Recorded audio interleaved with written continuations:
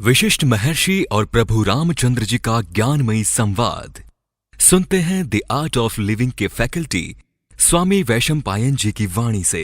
अगर आपने अभी तक इस चैनल को सब्सक्राइब नहीं किया है तो इसे जरूर सब्सक्राइब करें और सब्सक्राइब करने के बाद बेल आइकन को भी जरूर दबाएं। जय गुरुदेव।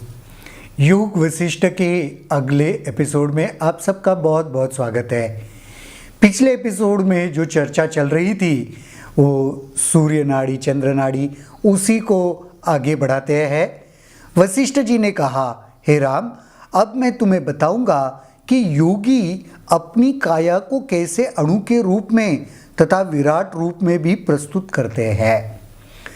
अगर ये सारे एपिसोड्स की चर्चा को हम देखें तो यहाँ पे सारी जो सिद्धियों के बारे में बात चल रही है। पतंजलि योग सूत्र में भी इसके बारे में बहुत डिटेल में विश्लेषण है। 8 प्रमुख सिद्धियां मानी जाती है, तो उन सारी सिद्धियों के बारे में ही बात चल रही है।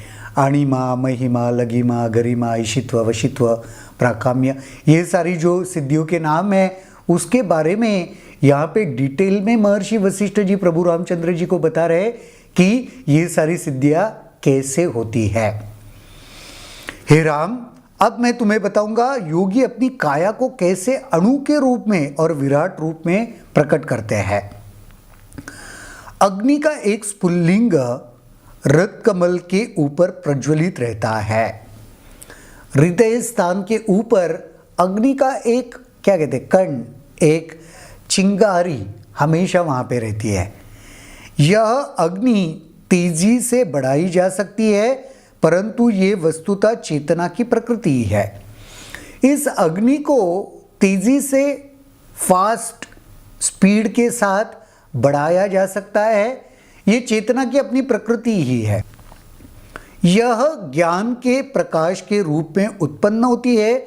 जब यह क्षण में विशाल आकार धारण करती है तब यह पूरे शरीर का विलय करने में समर्थ होती है।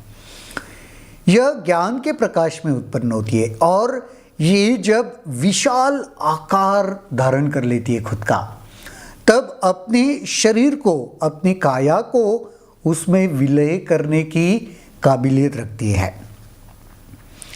अपने ही ताप से यह शरीर के जल तत्व को बाष्प में बदल देती है।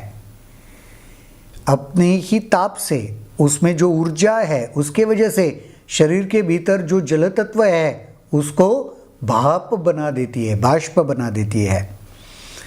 इस प्रकार दोनों कायाएं स्थूल और सूक्ष्म का त्याग करने के बाद यह जहां चाहे वहां जा सकती है। इतना उसमें वह ऊर्जा हो जाए, उसमें दोनों सूक्ष्म और स्थूल दोनों काया उसका त्याग कर सकते हैं और फिर जहां पे भी जाए ये प्राण शक्ति, यह वह ऊर्जा कुंडलिनी कहीं पर भी जा सकती है। कुंडलिनी शक्ति अग्नि से उठने वाली धुएं की तरह ऊपर उठती है और फिर आकाश में मिल जाती है।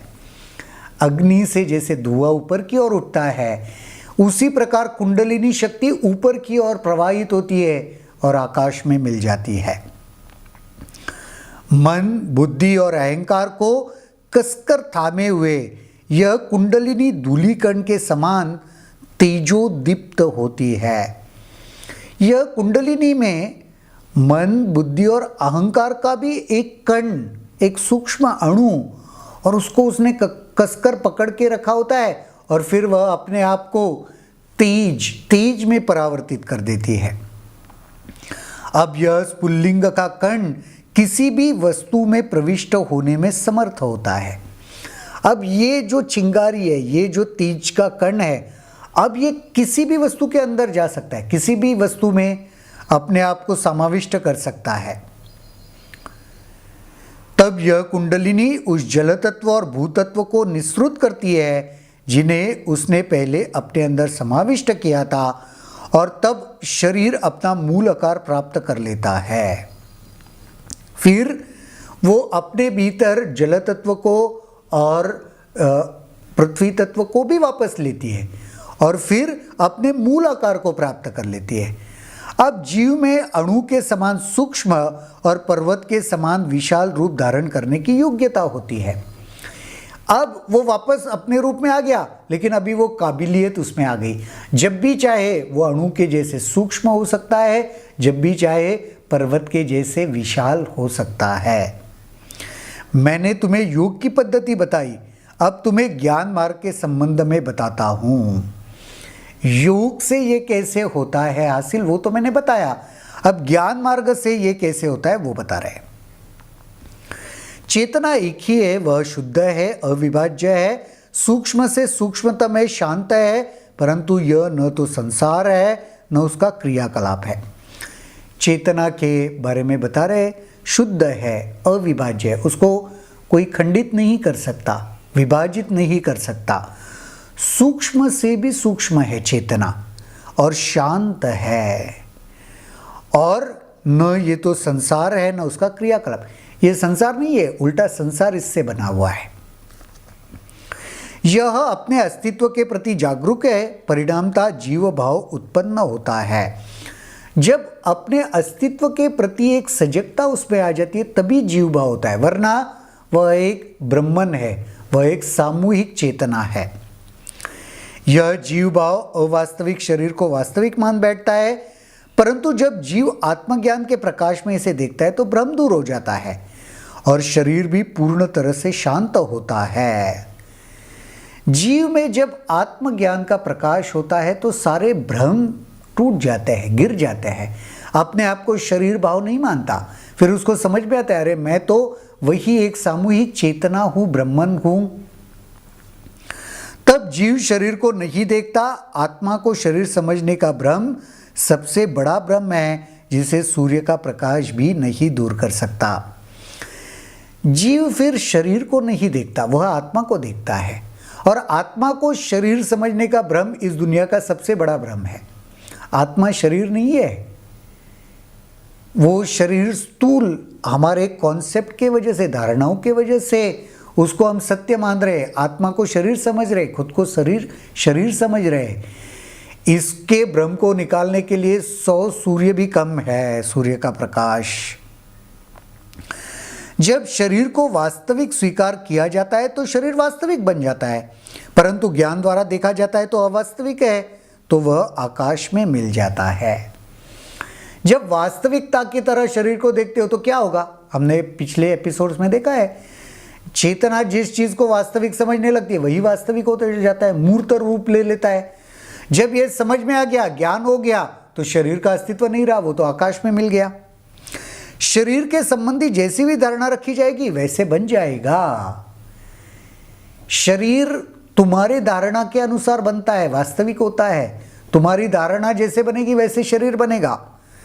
एक अन्य पद्धति है निश्वसन के अभ्यास की, जिसके सहारे जीव अपने कुंडलिनी से ऊपर उठता है और शरीर को छोड़ देता है।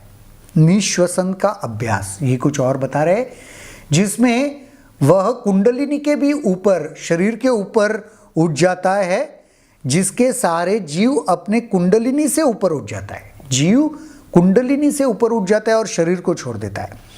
फिर यह शरीर लकड़ी के कुंदे जैसे हो जाती है, तब जीव अन्य किसी शरीर में प्रवेश करता है। तो सजगता रखते हुए, अहंकार रखते हुए जीव का मतलब वही है, कुंडलिनी के ऊपर शरीर छूट जाता है। फिर ये जो जीव है वो किसी अन्य काया में प्रवेश करता है और इच्छित अनुभव को प्राप्त करता है। इस प्रकार अनुभव प्राप्त करने के बाद वह अपनी इच्छा के अनुसार पुनः अपने पुराने शरीर में प्रवेश करता है। वे चाहे तो सर्वव्यापक चेतना के रूप में रह सकता है और चाहे तो किसी शरीर में न भी प्रवेश करे।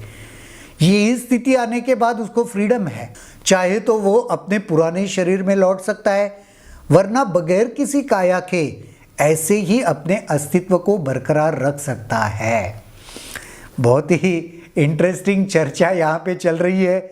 सारे सिद्धियों के बारे में ये चर्चा है और वो सिद्धियों में योगी क्या करते हैं उसके बारे में चर्चा है। एक बात तो होती है कि ये सिद्धियाँ हैं, पर महर्षि वशिष्ठ जी यहाँ पे हमको समझा रहे हैं ये सिद्धि कैसे, ये अप्लाइड साइंस बता रहे हैं यहाँ पे। बड़ा इंटरेस्टिंग है, इसके ऊपर सही में बहुत चिंतन मनन करने की आवश्यकता है। इसको आप दोबारा जरूर सुनना, इसके ऊपर चिंतन करना, मनन करना। आज के एपिसोड के लिए यहीं पर रुकते हैं, अगले एपिसोड में देखते हैं और क्या होता है। तब तक के लिए जय गुरुदेव। अगर आपके इस वीडियो को लेकर कुछ सवाल हैं तो कमेंट सेक्शन में जरूर लिखें, जिसके ऊपर हम आने वाले वीडियोस में चर्चा करेंगे।